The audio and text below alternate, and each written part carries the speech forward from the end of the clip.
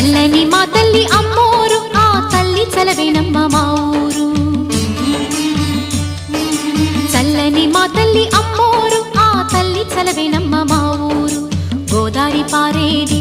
గుడిగంట గొంతెత్తి పాడేది గోదారి పారేది గుడిగంట గొంతెత్తి పాడేది ధాన్య